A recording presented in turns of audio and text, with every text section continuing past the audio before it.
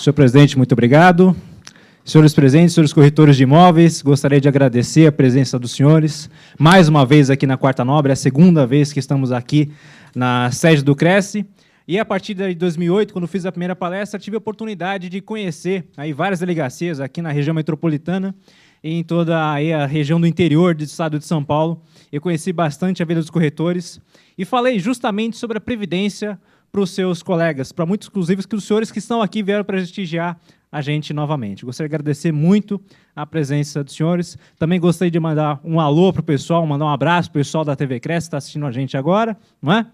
E já falando sobre o tema, eu gostaria de falar para vocês, então, hoje, quais são as perspectivas de mudança que existe na Previdência Social do nosso país.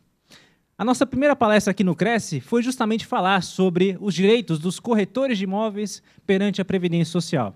E olha, graças a Deus foi um sucesso a palestra, muita gente interessada, muita gente preocupada com a Previdência, com a aposentadoria, com o que isso ia trazer de vantagem ou desvantagem para si próprio. Não é? É um assunto de extrema importância para todo brasileiro. Por quê?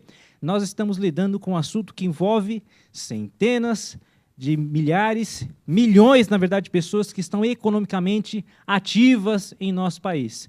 E também aqueles que já estão gozando de benefícios da Previdência Social.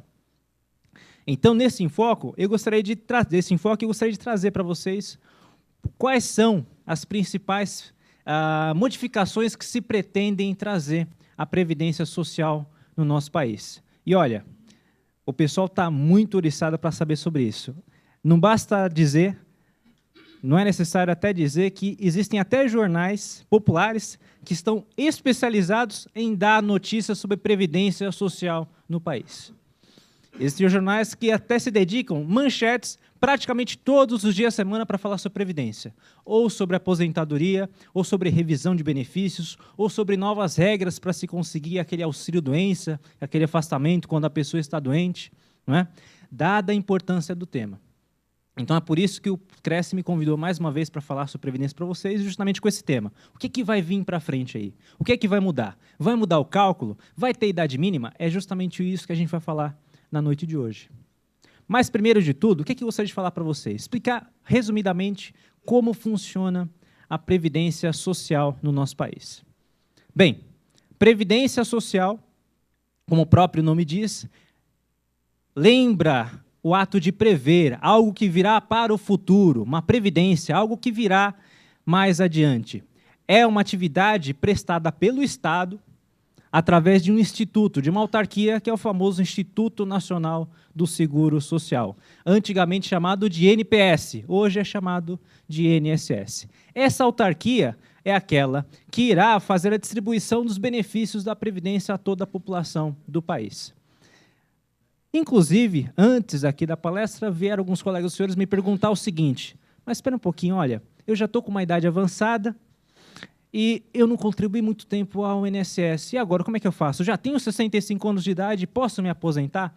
Essa é a principal dúvida das pessoas quando eles fazem essa diferença do que é a Previdência Social no nosso país. Por quê? Porque tem muita gente que recebe um benefício da Previdência, do INSS, mas não é exatamente um benefício previdenciário, é aquele benefício do idoso e do deficiente, que não precisa de contribuição. Olha só, primeiro de tudo, vamos fazer uma diferenciação aqui. Nós temos um sistema de seguridade no nosso país, um sistema de segurança social, como existe nos demais países do mundo. O Estado ele é obrigado a prestar assistência a todos os cidadãos que se encontram em nosso país. Uma assistência para evitar o quê? Que a pessoa se encontre em situação de necessidade. O Estado, nós, juntamente, somos obrigados a manter a sobrevivência de todos que estão no nosso país. Não se permite o quê? Não se permite colocar, permitir que as pessoas se encontrem em situação de miséria. É muito bonito falar, mas na prática isso funciona? Nós temos visto muita dificuldade. Por quê? Porque a situação econômica do país não favorece que todas as pessoas tenham acesso igual a uma condição digna de vida. Quando nós falamos em seguridade, em previdência, nós sempre lembramos do quê? De condição digna de sobrevivência, de condição digna de vida.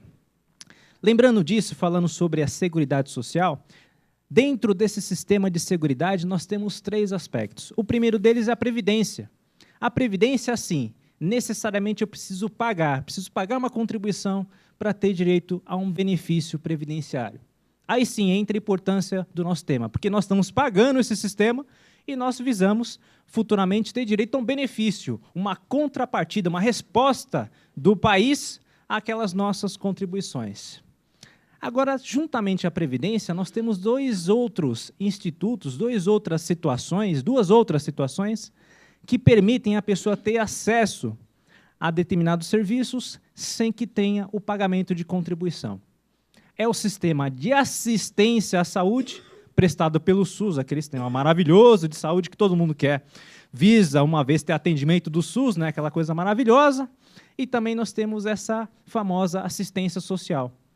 Assistência social ao idoso e ao deficiente. Além da assistência social ao idoso e deficiente, nós temos também programas de atendimento às pessoas necessitadas. As famosas bolsas, Bolsa Família, Bolsa Leite, Bolsa aquilo lá, todos esses sistemas são incluídos na assistência social.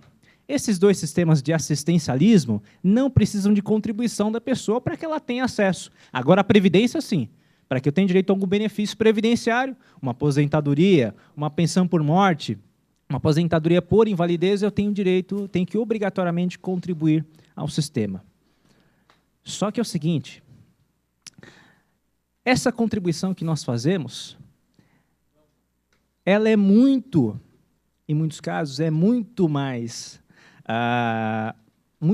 fácil de se obter benefícios do que se nós fôssemos fazer uma previdência privada. Veja bem, eu não estou aqui fazendo propaganda do INSS, eu sou advogado. Em muitos processos eu advogo, claro, contra o INSS, eu sou advogado trabalhista e previdenciário. Eu atuo em processos contra o INSS. Eu não vim aqui fazer propaganda do INSS, não. Eu vim aqui explicar como funciona a Previdência. Mas eu tenho que orientar os senhores também que a Previdência Social do nosso país é a única que não pode quebrar. Por quê? Se quebra, quem está quebrando é o nosso próprio país. Diferentemente, se eu fosse contratar uma previdência privada, uma instituição financeira que visa lucro. A nossa previdência no país, obviamente, não visa lucro. Ela visa arrecadar contribuições e distribuí-las perante a nossa sociedade. Lembrando disso, é bom a gente falar por que a previdência social acabou caindo tanto em descrédito perante a população. Primeiro de tudo, justamente em relação a todas essas mudanças que ocorreram paulatinamente, mais focado dos últimos 20 anos para cá. Da década de 90 para cá, justamente por todo esse reclame de mudança, de reforma da Previdência, é que os governantes vieram fazendo justamente um desmonte da Previdência Social no nosso país. Começaram a ser alteradas as regras para se obtidos os benefícios previdenciários. Isso começou muito forte em 88, com a Constituição Federal, e veio em 94, 95, 98, e pesadamente nós temos uma expectativa de que isso venha novamente a ser modificado mais adiante. Primeiro de tudo, ainda não houveram modificações significativas, como a gente espera, no cálculo do benefício. Hoje, o cálculo do benefício é o mesmo que era efetuado através da reforma da Previdência que foi estipulada pelo nosso presidente Fernando Henrique, lá em 98 e 99. Essas regras continuam valendo nos dias de hoje. A minha preocupação e a importância de tratar para os senhores o tema de perspectiva de mudança é para o que virá adiante, porque nós temos já projeto de emenda, de alteração à Constituição Federal, que já foi aprovado pelo Senado, já foi aprovado na Câmara dos Deputados, foi para o nosso presidente Lula sancionar e ele vetou. Mas os nossos caros políticos não se deram por vencido. E há, sim, uma moção, uma tentativa de se derrubar esse veto do presidente para que sejam aprovadas essas mudanças para obtenção de aposentadoria. E hoje nós vamos explicar para vocês como é o cálculo dos benefícios previdenciários hoje, como se obtém os benefícios previdenciários hoje e como será futuramente, se aprovadas essas regras que já foram, então, aprovadas pelo Senado e pela Câmara dos Deputados.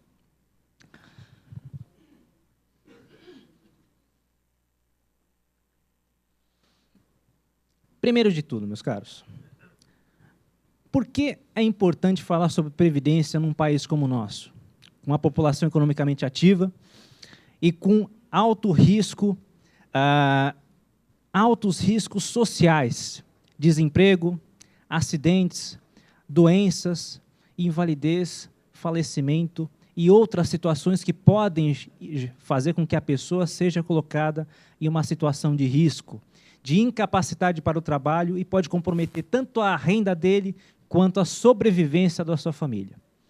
A Previdência ela visa justamente impedir que essa pessoa que está numa situação de necessidade se encontre totalmente desamparada. A partir do momento que a pessoa se filia à Previdência, se inscreve na Previdência e começa a pagar as contribuições, ela possivelmente terá regras muito mais fáceis para a obtenção de benefícios, uma gama maior de benefícios do que se tivesse contratado uma previdência privada no banco. Veja bem, também não estou criticando a previdência privada. A previdência privada, aquela que é vendida para nós através de instituições financeiras ou através de grupos particulares também, ela visa complementar a renda no momento da aposentadoria ou do afastamento do trabalho. Ela é importante também, mas aquela que mantém a sobrevivência mesmo do segurado em situações de risco é a nossa velha e boa Previdência Social. Por quê? A maior parte dos riscos, das situações de risco, a Previdência acaba por cobrir. Vejam só, invalidez total ou parcial para o trabalho, invalidez definitiva ou até aquela temporária, idade avançada, na hora de se conceder uma aposentadoria por idade, e a morte, que é o maior dos riscos que existe na sociedade. O sujeito falece, o segurado falece, ele pode, se cumprir as regras, deixar uma pensão por morte para os seus dependentes. Falando justamente sobre isso, quais são os benefícios que hoje existem na Previdência Social?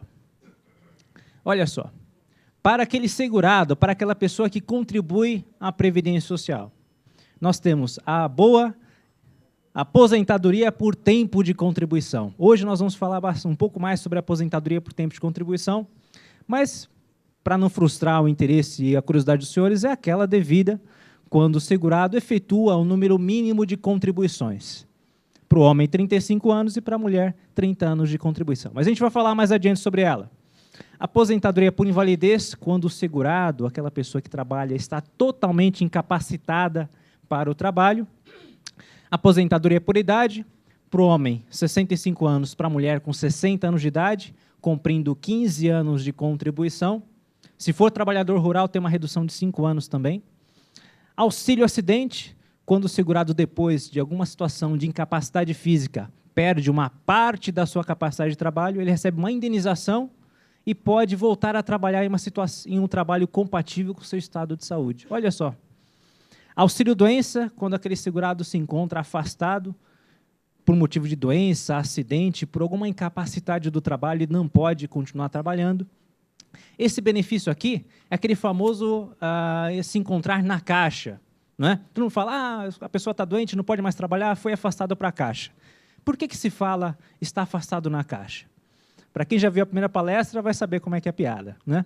É o seguinte, antigamente não existia o INSS, não existia INPS. Na origem da Previdência Social no nosso país, nós tínhamos caixas de aposentadorias e pensões. Essas caixas de aposentadorias dos bancários, dos ferroviários, dos marítimos, foram unificadas para a criação do INPS. Por isso que se fala, olha, coisa da década de 20, de 30, que hoje ainda está no costume do povo.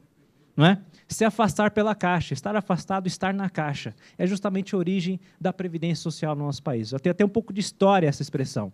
Não está, então, completamente incorreta. Não é? Mas hoje a terminologia correta é estar afastado, gozando de auxílio-doença.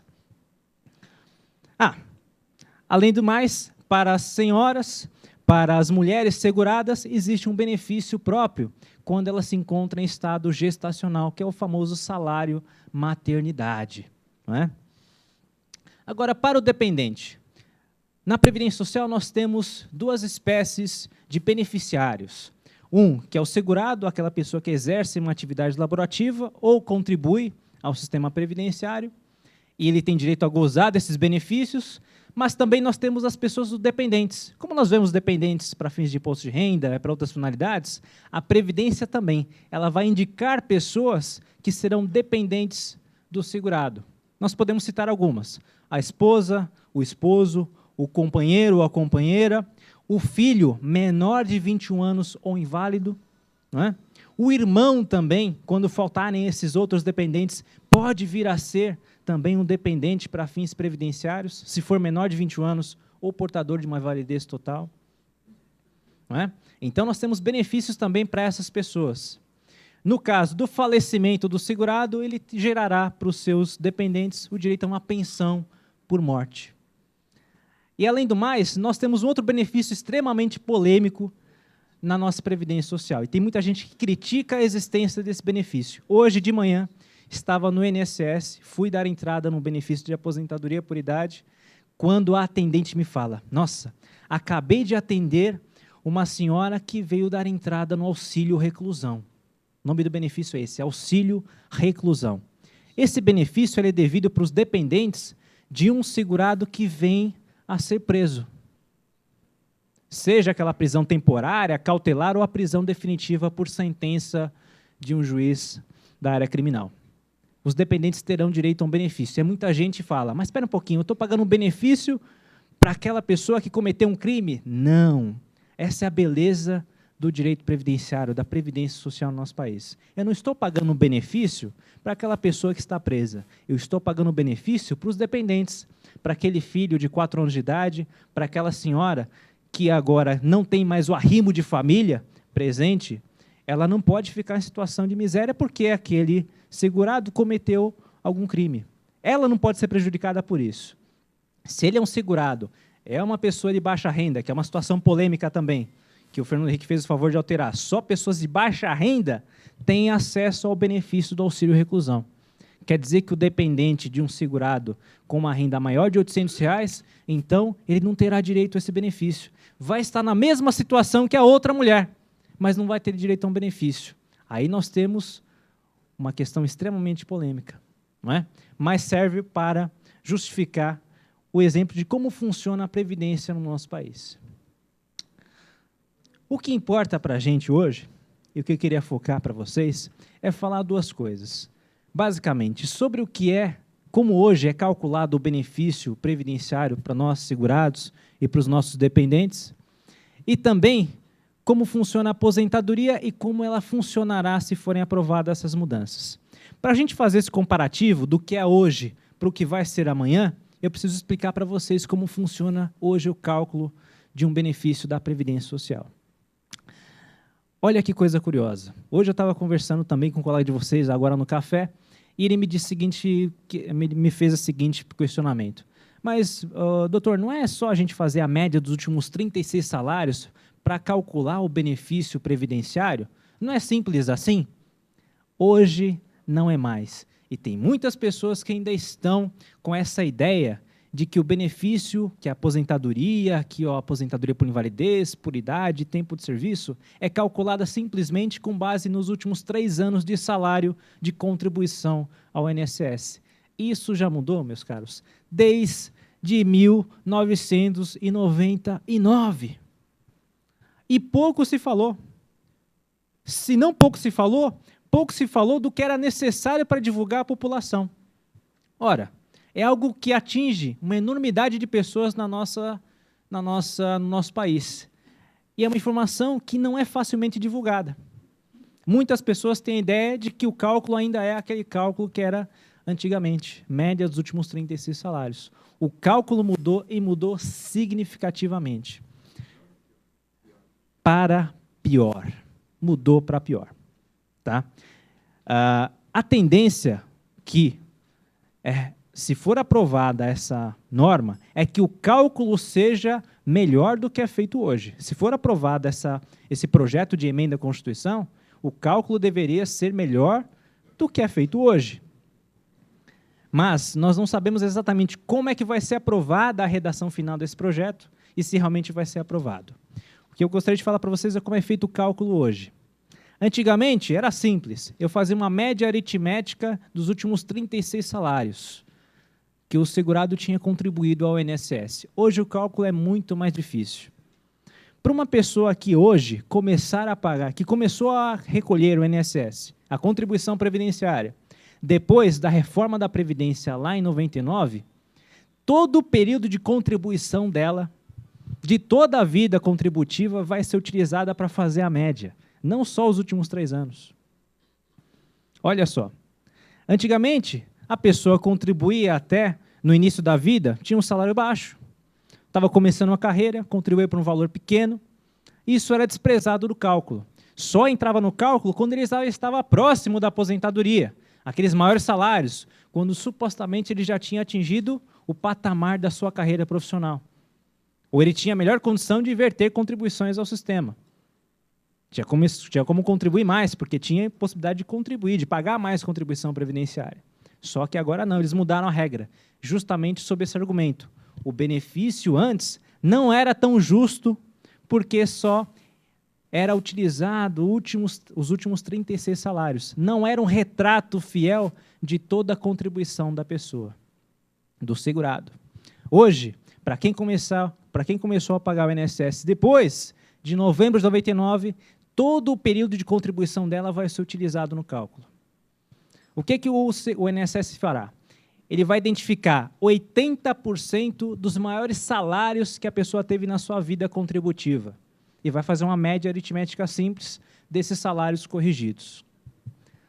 Uma média aritmética de todas as contribuições relativas a 80% dos maiores pagamentos que essa pessoa fez ao INSS. Só que acabou por aí? Não.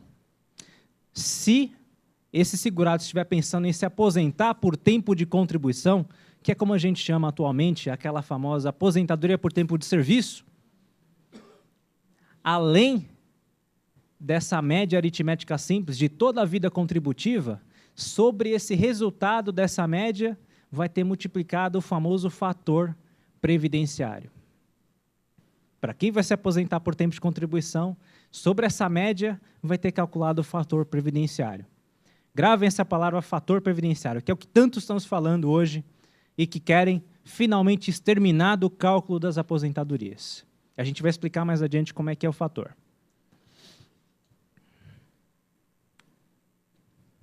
Agora, para aqueles que já pagaram o INSS, já se filiaram à Previdência antes da mudança da lei, antes de novembro de 99. Como é que é feito o cálculo? Existe diferença? Existe, sim. E acaba pegando muita gente no contrapé. Olha só. Para quem já se filiou, se inscreveu à Previdência e começou a pagar a contribuição previdenciária antes da reforma, antes de novembro de 99, os salários que vão ser utilizados para fazer a média serão os salários da pessoa a partir de julho de 1994 até a data em que ela requer a sua aposentadoria. Não é mais toda a vida contributiva, mas o legislador ele resolveu escolher uma data aleatória. Julho de 94 vai ser a data inicial que eu vou pegar os salários para se fazer a média para fins de aposentadoria deste segurado. Imagina a seguinte situação. A lei foi reformada em 99. E para aquele segurado, que já estava desde 94, por alguma razão, sem pagar a contribuição previdenciária. A lei mudou em 99, pessoal. 99. Ele já estava todo esse tempo sem contribuição. A lei, ela teve um efeito retroativo na hora de apurar o cálculo. Olha só o que fizeram com o cálculo da aposentadoria dessa pessoa. Somado a isso, nós temos que lembrar que essa informação aqui não foi amplamente divulgada na mídia. Ou seja, muitas pessoas ainda não sabem como é que vai ser calculada a aposentadoria delas. E o que acontece? Ela vai até a Previdência, vai até uma agência da Previdência Social, dá entrada na sua aposentadoria e recebe em casa a carta de concessão com a memória de cálculo e o resultado. A pessoa não sabe como é que é calculado o benefício. O que acontece com essa pessoa? Ela se desespera, porque ela não sabia como ser calculado o benefício. Ela pensava que seria a média dos últimos 36 salários. Deu entrada e saiu aquela média, desde 94 em diante, sendo que 94 até 99, essa pessoa, no nosso exemplo, não tinha pago a contribuição previdenciária, a média vai ser feita por zero, e os senhores, como os bons matemáticos, adoram uma comissão, cálculo de porcentagem e tudo mais, média, né? Sabem que isso afeta uma média aritmética simples. Ou seja, o salário da pessoa cai, justamente na hora que ela mais necessita, que é o momento da sua aposentadoria. E sobre essa média ainda, nós temos ainda o famigerado fator previdenciário. E o que é o fator previdenciário que hoje existem políticos que pretendem a sua extinção do cálculo da aposentadoria? A gente brinca, diz que o fator previdenciário é a urna funerária da Previdência Social no nosso país. Sabe por quê, pessoal? Quando o Fernando Henrique ele pretendeu estabelecer, junto com a equipe dele, a reforma da Previdência, essa última reforma que teve em 98, qual era a intenção naquela época? A intenção era se extinguir com a aposentadoria por tempo de contribuição. A ideia deles era essa, acabar com a aposentadoria por tempo de contribuição. Só existir aposentadoria por idade no nosso país.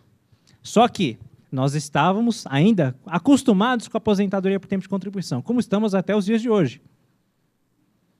Ou seja, acabar com a aposentadoria por tempo de serviço, como era chamado anteriormente, de um dia para o outro, ia causar um enorme descontentamento na população. Então, eles fizeram um arremedo de reforma de previdência.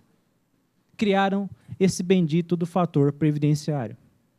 O fator, quando venderam para a gente a ideia do que era o fator, venderam sobre esse argumento aqui, de que seria um bônus, de que seria um adicional que o segurado ganharia se continuasse contribuindo, se tivesse mais idade no momento da sua aposentadoria. Seria um bônus. Venderam como se fosse realmente um aumento da aposentadoria, quando na verdade não é. É o contrário, é uma redução. É uma redução da aposentadoria em função da idade. Olha só. O cálculo do fator previdenciário é justamente uma fórmula simples como essa, que toda pessoa pode fazer um cálculo tranquilo, na verdade, toda criança de quarta série consegue resolver uma fórmula fácil como essa. Imagina aquela pessoa que está lá precisando de uma aposentadoria, está preocupada em calcular o seu benefício, vocês acham que essa pessoa tem condição de calcular uma fórmula como essa? A mínima condição ela terá. Não tem condição.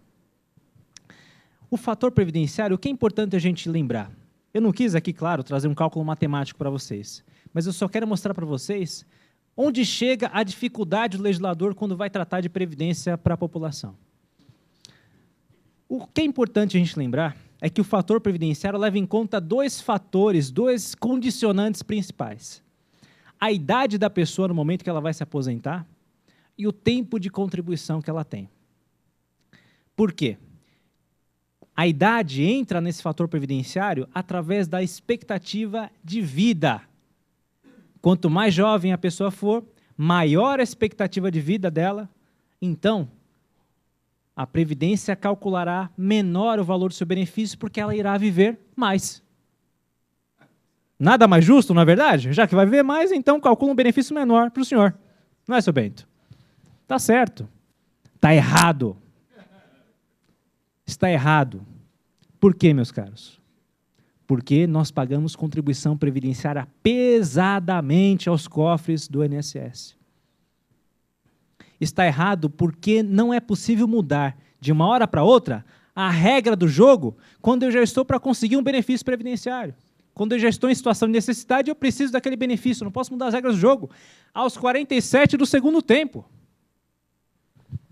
E é isso que fizeram. Não respeitaram o direito adquirido e fizeram com que os cidadãos engolissem, goela abaixo, a reforma da Previdência. Ou seja, para quem havia começado a pagar a Previdência lá atrás, se não conseguisse se aposentar, teria que continuar contribuindo, vai pegar essa nova regra aqui. Essa regra se encontra vigente hoje. Não é uma perspectiva. O que eu estou falando aqui é o que hoje acontece com os segurados do nosso país. A pessoa se aposenta de acordo com essas regras aqui. Para vocês terem ideia imediata de como isso impacta no valor do benefício, eu vou dar um exemplo para vocês. Na aposentadoria, de um empresário que sempre contribuiu pelo teto. Nesse período de 94 em diante, também contribuía sempre pelo teto. Atingiu 35 anos de contribuição e tem 53 anos de idade. Eu fui fazer a simulação do valor da aposentadoria dele e ele quase caiu para trás, ele não acreditou. Por quê? Só com o fator previdenciário, a aposentadoria dele caiu 35%. Só em razão do fator previdenciário. Por quê? Porque com 53 anos de idade, o INSS acredita que essa pessoa vai viver por mais 30 anos ainda, no mínimo. Hoje, a expectativa de vida final da tábua completa de mortalidade é 89 anos. Pessoal, onde chega hoje? É claro, nós estamos até comentando aqui, a expectativa de vida aumentou. Doutor, se passar disso aí, paga multa, não? Olha.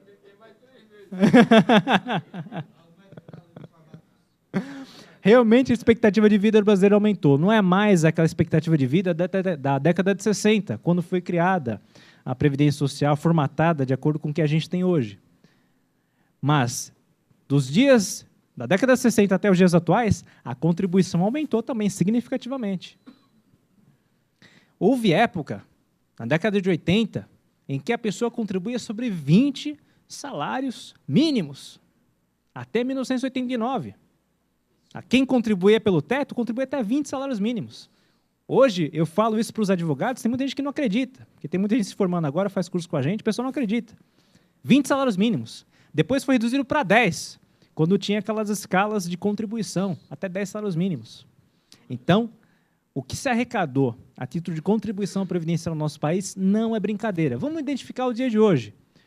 Um autônomo, um corretor de imóveis autônomo que pretende contribuir à Previdência, contribui sobre 20% do que ele arrecada por mês, limitado a um teto, obviamente, R$ 3.400.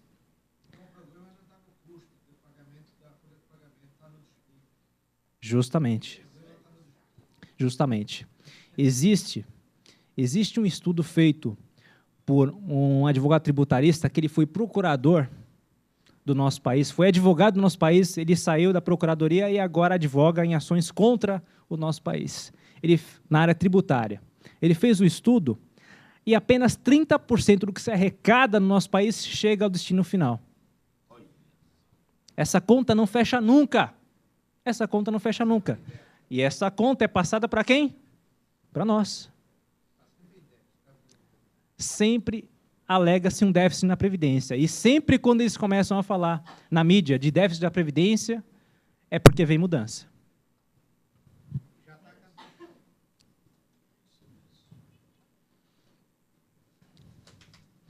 Vamos falar agora, então, de quais são as regras para se obter hoje uma aposentadoria por tempo de contribuição. Para o homem, ele precisa contribuir durante 35 anos, lembrando que a contribuição é contada ano, mês e dia, períodos que a pessoa está sem contribuição por desemprego, por não ter pago o carnezinho naquela data, não serão contados, são descontados do cálculo da contribuição. É ano, mês e dia. 35 anos de contribuição para o homem e 30 anos de contribuição para a mulher. Essa é a regra para a aposentadoria por tempo de contribuição, que é chamada integral. Mas espera um pouquinho. Essa aposentadoria será integral mesmo? Não. Por quê? Porque na hora de calcular nós vimos. Tem o bendito do fator previdenciário. Ou seja, a aposentadoria cai 35%, 40%, 45%. Em alguns casos, dependendo da faixa de idade da pessoa. Precisa de idade mínima para se aposentar, com os 35 anos homem e 30 anos mulher? Não há necessidade de idade mínima. A Previdência autoriza que essa pessoa, hoje, possa se aposentar, bastando que contribua durante 35 anos, homem, 30 anos a mulher. A mudança que vem por aí, que nós vamos explicar mais adiante, é justamente colocar uma idade mínima para quem vai se aposentar por tempo de contribuição. Aham! Para aposentadoria proporcional. Aí já cai mais ainda, claro. O senhor pensou que ia deixar de graça? Não, de jeito nenhum. É claro. Aposentadoria por tempo de contribuição proporcional. Essa figura, ela novamente foi extinta pela reforma da Previdência lá em 98. Por quê? Porque fizeram um favor de criar um tal de pedágio. Pedágio é um tempo de contribuição adicional para a pessoa obter a aposentadoria. Novamente, alegava-se, discutia-se que a Previdência era muito cara no nosso país. Então, vamos fazer o seguinte, para a pessoa se aposentar proporcionalmente, ou seja, contribuindo 30 anos homem, 25 mulher, eu vou cobrar um pedágio, vou cobrar um tempo de adicional a mais. Essa pessoa não consegue mais se aposentar com 30 homem nem 25 mulher. Vai ter que pagar mais 40% do tempo que faltava. E é por isso que a gente defende, e por isso que é evidente, que a aposentadoria proporcional ela foi extinta em 98. Por quê? Se uma pessoa hoje, se tem pouco tempo de contribuição lá na data da reforma da Previdência, além de pagar o tempo que falta para atingir a proporcional, tem que pagar um pedágio. Em alguns casos, antes ela consegue a aposentadoria integral. Vou imaginar o seguinte, um homem tem 15 anos de contribuição lá na reforma da Previdência. Ele precisa contribuir mais 15 para ter direito à proporcional, para ter direito à aposentadoria com os 30 anos. Além desses 15, tem que pagar mais 40% desses 15 anos. Antes disso, ele já tem 35 anos de contribuição. Perceberam a jogada? Para quem tem pouco tempo de contribuição, não existe mais aposentadoria proporcional. Só tem direito à aposentadoria integral. Esses casos aqui são para aquelas pessoas que já têm bastante tempo de contribuição lá até 98. E vai precisar de uma idade mínima. Além de pagar o pedágio, ainda tem que ter uma idade mínima de 53 anos homem e 48 mulher, como lembrado pelo nosso colega ali. E é claro... Oi? Nada até hoje? Olha, é complicado. É complicado. Tem que se ater a essas regras aqui. Para quem já está com uma idade muito avançada, talvez só reste o direito à aposentadoria por idade, porque ela exige 15 anos de contribuição. Por enquanto ainda existe também projeto de lei para mudar para 70. Mas é possível que sim. Existem alguns países na Europa que a idade para aposentadoria são 70 anos de idade. E é justamente esse argumento que eles querem impor à população. Olha, só existe aposentadoria por tempo de contribuição aqui no Brasil e em mais 5 ou 6 países do mundo. É uma verdade. Só existe aposentadoria por tempo de contribuição no Brasil e mais outros países desenvolvidos como nós, que são Irã, Iraque, Benin e o Egito. Também tem isso. A expectativa de lá é praticamente bem defasada, não é? O fato é o seguinte, nesses países, nós não temos a realidade social que nós temos aqui. E também não existe uma contribuição tão pesada, tão forte, tão exigente como é feita aqui no nosso país. Então, se justifica, aqui sim, a aposentadoria por tempo de contribuição, pelo valor da contribuição que nós, segurados, somos obrigados a verter aos cofres da Previdência. Então, não me venha com esse argumento de que aqui no país tem que ter aposentadoria por idade mínima, porque é muito caro a Previdência. É muito caro a Previdência porque há desvio, porque não chega até o cofre da Previdência. Porque quando chega no cofre, é baixada, então, uma ordem através de uma emenda à Constituição que autoriza que o que se arrecada na Seguridade seja desviado para o orçamento de outras pastas do orçamento público. Eu não estou falando, não estou inventando, a prova está na Constituição Federal. Existe uma emenda à Constituição que institui a desvinculação das receitas da União, a famosa DRU. A DRU permite que o governante pegue 20% do que se arrecada nos cofres da Seguridade e leve para o orçamento de outras pastas. Vamos fazer o seguinte, pessoal, o tema é polêmico, eu vou pedir, então, a gentileza de a gente fazer as perguntas no final. Tá? Desculpe, mas para a gente deixar o tema mais dinâmico. Mas no final eu vou abrir para as perguntas. Tá ok? Combinado? Então tá bom. Pessoal, o que nós temos, então, já vimos aqui o que é que existe de aposentadoria a respeito do direito previdenciário, de previdência social no nosso país, mas quais são as mudanças que existem e estão sendo discutidas em nossas casas legislativas, no Senado e na Câmara dos Deputados. Existe um senador que encampou a causa dos aposentados, e aqui não vou citar o nome, não vou citar porque existe aí, nós estamos em período eleitoral, né? Não cabe aqui citar, mas de um senador que supostamente encampou a causa dos aposentados e justificou essa causa com a seguinte bandeira: vou acabar com o fator previdenciário.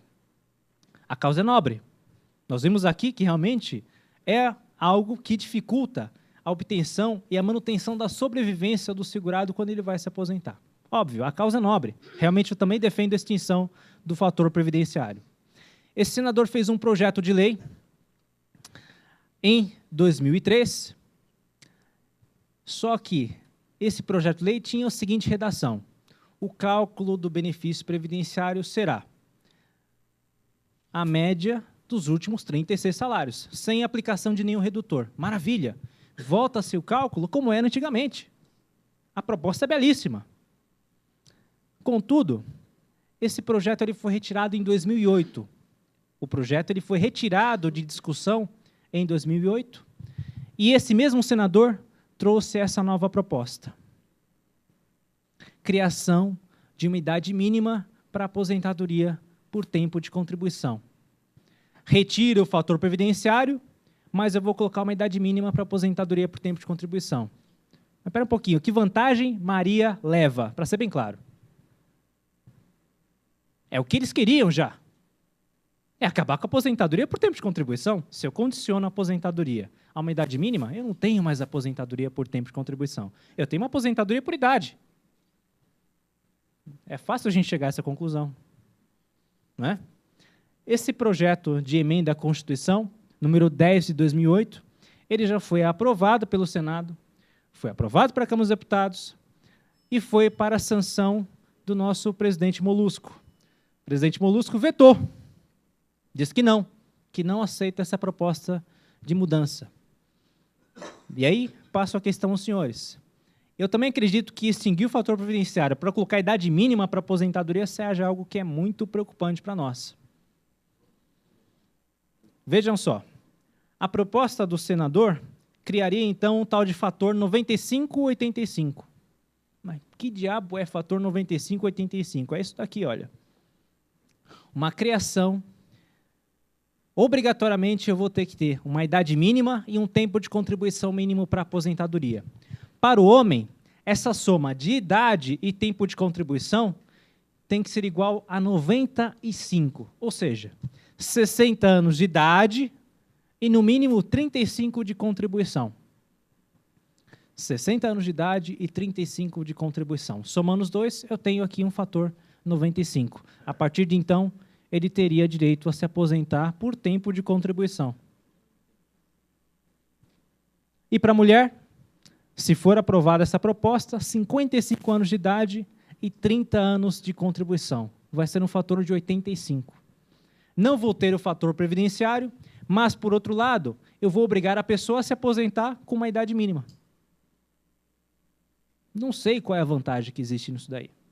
E é muito perigoso, porque hoje nós sabemos que o mercado de trabalho, ele discrimina, no nosso país, pessoas com uma faixa de idade a mais de 50 anos de idade. Já está reduzindo em algumas atividades, com mais de 30 anos de idade, a pessoa já não consegue colocação. Passou de 50, de uns tempos para cá era 40 anos de idade, vai se baixar a 35 anos de idade, se a pessoa não tiver mais 35, não consegue mais colocação em determinados mercados de trabalho. E eu pergunto para vocês que são representantes de uma camada elitizada da população, cabeças pensantes, fazem parte da elite da nossa sociedade. O que será dessas pessoas com 40 anos de idade e que vão ter que aguardar, então, até os 60 anos de idade para se aposentar? O que elas vão fazer? É algo que envolve aspectos não só previdenciários, como sociológicos. São importantes em razão da sobrevivência das pessoas. Só isso. A sobrevivência das pessoas. Eu estou preocupado aqui com que as pessoas vão ter condições de se manter e as suas famílias até conseguir atingir a idade mínima para se aposentar. Lembrando que essa regra aqui, se for aprovada, pela redação que está e pela redação que foi aprovada no Senado e na Câmara, só valeria para quem se filiar, para quem se inscrever à Previdência Social a partir da emenda à Constituição, de for aprovada essa emenda. Ou seja, para quem já está contribuindo na Previdência, essa regra não valeria. Continuariam as regras anteriores com algumas mudanças, com uma regra de transição. Quando eles falam em regra de transição, me dá um frio na barriga, porque é justamente nessas regras de transição que eles deixam de respeitar o direito adquirido das pessoas.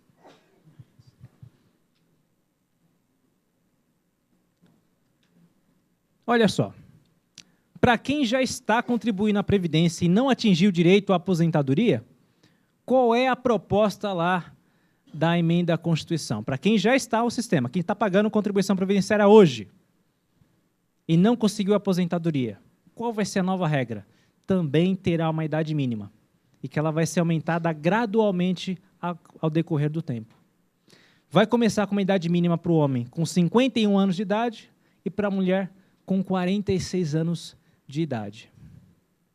Eles supõem que a partir dos 16 anos, a idade que a lei permite que a pessoa exerça atividade, somando com 35 anos homem, 30 mulher, a pessoa vai atingir uma idade mínima de 51 anos homem e 46 mulher. Tem até uma lógica, se não fosse o fato de que essa idade vai ser modificada, vai ser aumentada a cada 3 anos. Olha só, se for aprovada, é o texto que está na emenda à Constituição, nessa proposta de emenda. Começa com 51 anos de idade, 46 mulher, e a cada 3 anos, essa idade mínima vai ser aumentada em 1 ano. Até chegar lá em 2035, para quem... Será? E se esse banco quebrar? É a pergunta que a gente faz.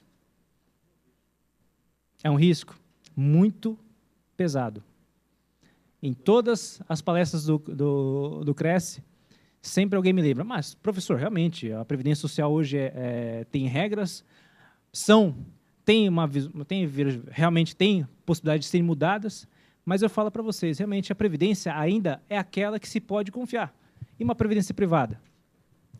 O Banco Central me garante, aí, se o banco quebrar, uma garantia aí de 30, 40 mil reais de resgate. E o resto que eu paguei? Quando eu falo de previdência, eu estou fazendo um contrato por décadas. Não é? A possibilidade da previdência social quebrar é infinitamente menor do que a previdência privada. Porque é o que eu justamente falei. Se a previdência quebrar, quem está quebrado é o nosso país. É a economia toda de um país. Não é a economia de uma instituição financeira. Não é?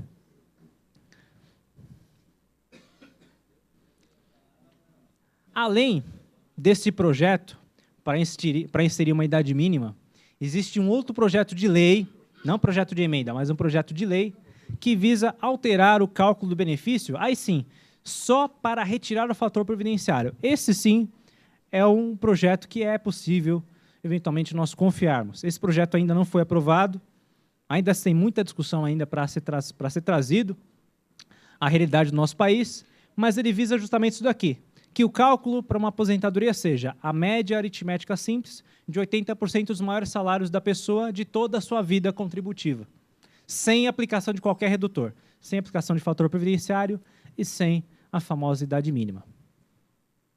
Esse projeto também está sendo discutido, ainda não foi aprovado em nenhuma casa legislativa, mas é alguma saída também para se extinguir com esse malfadado fator previdenciário. Esse sim, nós temos que combater veementemente o fator previdenciário. Isso não há qualquer sombra de dúvida. E para aqueles que se aposentaram por tempo de contribuição e tiveram cálculo do fator previdenciário, ainda que o judiciário não seja favorável a retirar o fator previdenciário do cálculo, procurem uma saída para discuti-lo. Principalmente se essa proposta aqui for aprovada, porque nós vamos criar uma segunda categoria de aposentados, aqueles que se aposentaram com fator e aqueles que se aposentaram sem o fator. Não é? É algo que vai se discutir no judiciário se isso aqui for aprovado. Para quem se aposentou esses 10 anos aí, em que vige o fator previdenciário, quem se aposentou com o fator? Será que é justo que essa pessoa mantenha a sua aposentadoria calculada com esse fator? Certamente que não.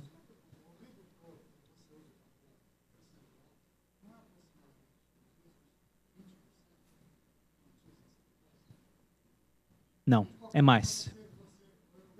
É mais.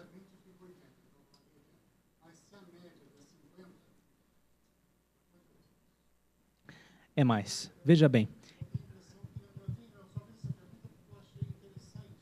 Entendi. Não. Hoje o cálculo é feito com base nessa fórmula de cálculo. 80% dos maiores salários. Eu desprezo 20% dos menores salários de contribuição. Eu não vou utilizar esses 20 menores salários, esses 20% dos menores salários, na média aritmética que eu vou fazer. Só que, como existe a regra de hoje, além de se reduzir o cálculo, porque eu tenho um período maior que eu vou fazer a média, ainda multiplico pelo fator previdenciário. Então, eu tenho 2 redutores. A ideia desse projeto de lei é retirar um desses redutores. Só existir, então, o cálculo pela média aritmética de 80% dos maiores salários da pessoa. De toda a vida que ele contribuir, de todo o tempo que ele contribuir. Tá?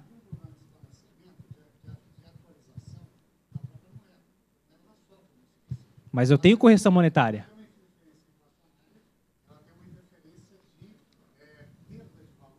Sim, justamente. É considerado sim. Em termos, agora eu entendi o que o senhor quer falar.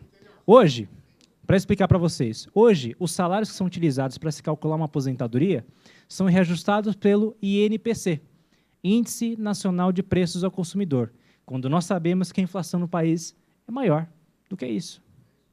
Então, já realmente, concordo com o senhor, tem uma redução já, não é?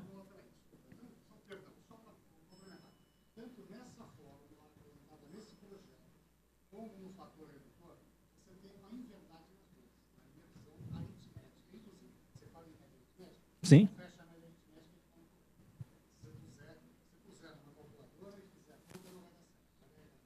Justamente. Um contrato leonino. Olha só, quando o nosso colega fala em média aritmética, é importante a gente lembrar daquele caso que eu mencionei para vocês, de uma pessoa que deixou de contribuir de 94 até, vamos imaginar, 99, 2000. Se eu vou fazer uma média aritmética simples, eu vou somar todos os salários dessa pessoa, se eu tiver uma contribuição zero, essa média vai ser o quê? Vai ser reduzida.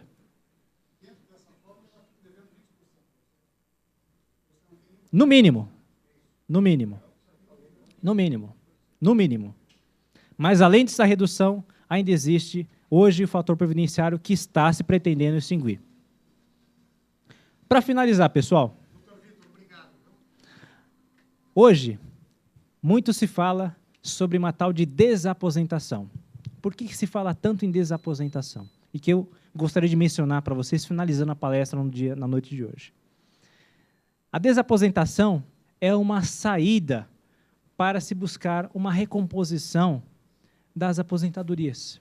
Hoje nós estamos criticando tanto o cálculo da aposentadoria, e o principal, que a aposentadoria ela é defasada em função do tempo.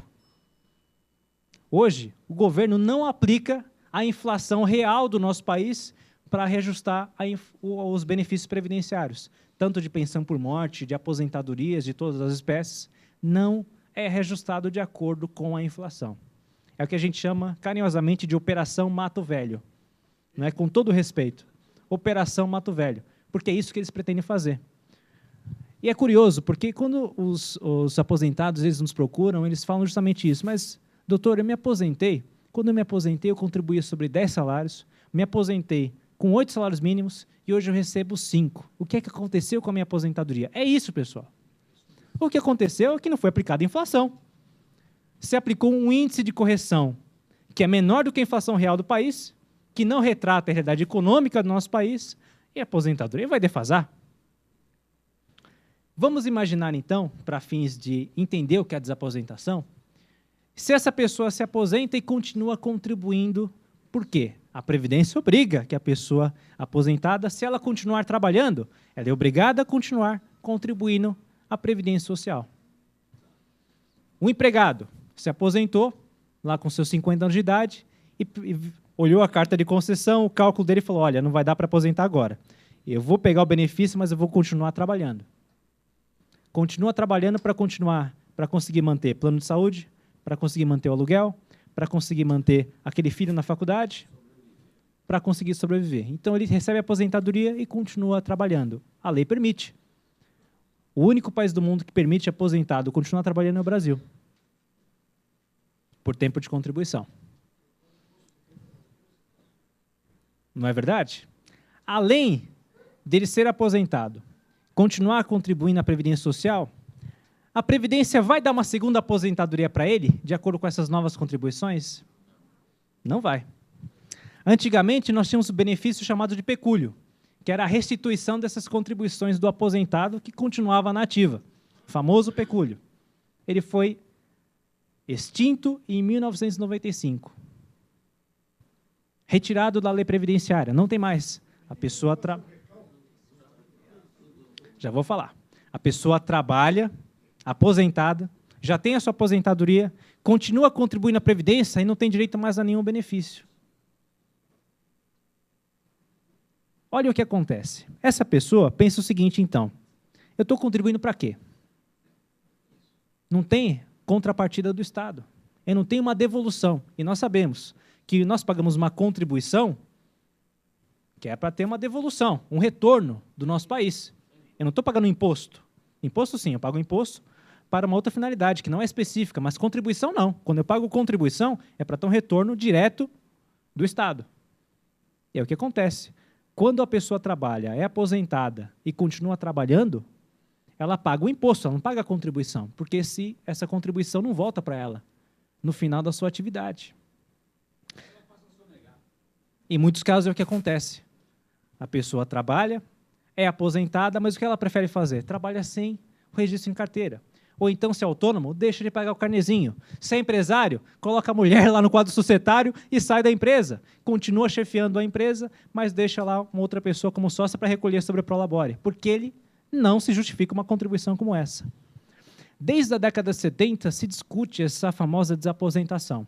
E é algo velho algo já antigo.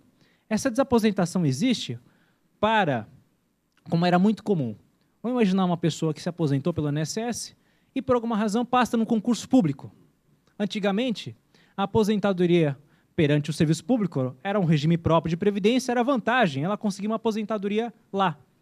Só que ela já estava com uma idade avançada, ia contribuir pouco àquele sistema. O que ela fazia? Ela cancelava a aposentadoria do INSS e levava as contribuições dela para um regime próprio de previdência, para se aposentar com melhores condições de salário lá no serviço público.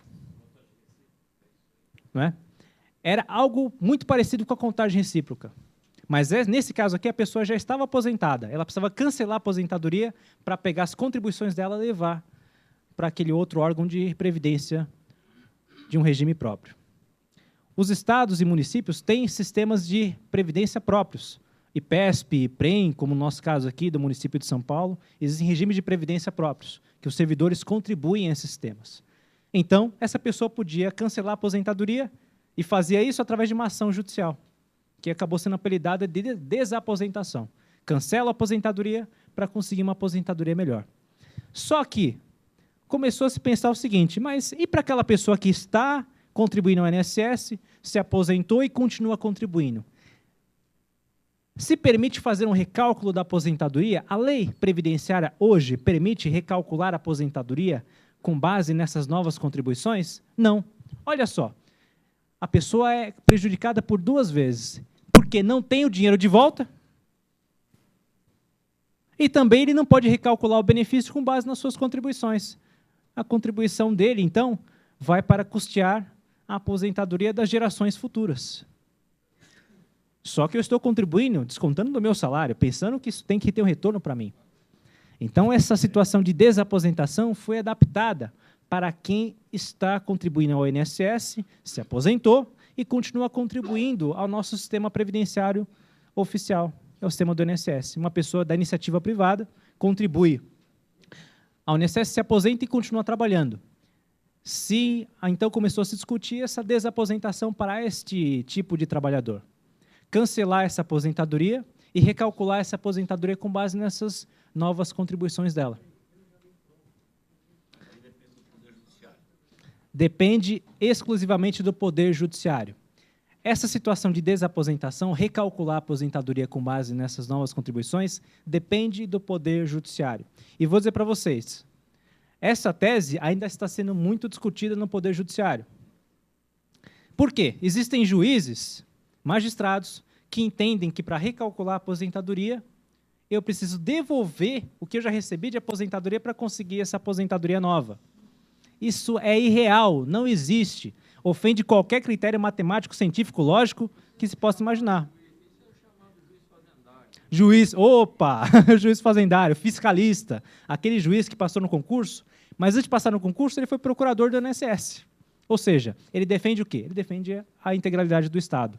Ele não está lá para proteger a população, mas sim para defender o Estado. Boa notícia e é bom falar para os senhores aqui, o Superior Tribunal de Justiça já está afastando esse requisito de devolução da aposentadoria. Ou seja, é mero cálculo matemático. Eu já recebi minha aposentadoria calculada com base naquelas minhas contribuições. Se eu continuei contribuindo, eu vou recalcular o benefício com base nas minhas contribuições, mas eu não preciso devolver nada para os cofres da Previdência. Até porque eu vou me aposentar de acordo com a partir da decisão do juiz. Não vou precisar devolver nada para a Previdência Social. É claro, isso ainda está sendo muito discutido. Existem precedentes favoráveis lá em Brasília, mas existe muita discussão ainda. A saída existe um projeto de lei do Senado, mais uma versão de projeto de lei, 91 de 2010, que visa o quê? Autorizar na lei a possibilidade de renunciar a uma aposentadoria para conseguir uma aposentadoria nova. Aí sim, se for aprovado, eu acho ainda difícil que seja aprovado, se for aprovado sim, a lei vai permitir e não vai precisar de ação judicial nenhuma para se obter essa desaposentação. Essas mudanças, essas aqui, por exemplo, que são positivas, não aquela para prejudicar o cálculo, para qualquer idade mínima, mas essa daqui, que é algo que atende à necessidade básica do ser humano, que é conferir o Estado, obrigatoriamente conferir uma aposentadoria que faça frente às necessidades que o segurado tem quando em estado de idade avançada, tempo de contribuição avançado, que já contribuiu muito à sociedade, aí sim, são projetos que nós precisamos obrigatoriamente nos filiar, realmente apoiar projetos como esse. Agora, outros que visam prejudicar o interesse de nossos cidadãos em detrimento de tudo que nós fizemos ao nosso país, estes sim têm que ser rechaçados. Meus caros, então, eu gostaria de dizer para vocês que, é claro, ainda existe muito para se discutir na previdência social do nosso país, no mundo inteiro, principalmente no nosso país também, que é o que mais interessa para nós.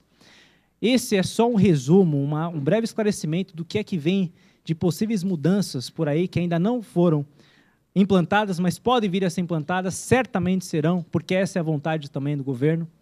E gostaria de deixar aqui o meu abraço, o meu contentamento em estar aqui presente novamente com os senhores, e vou, então, abrir a possibilidade para as perguntas para vocês. Tá bom? Obrigado.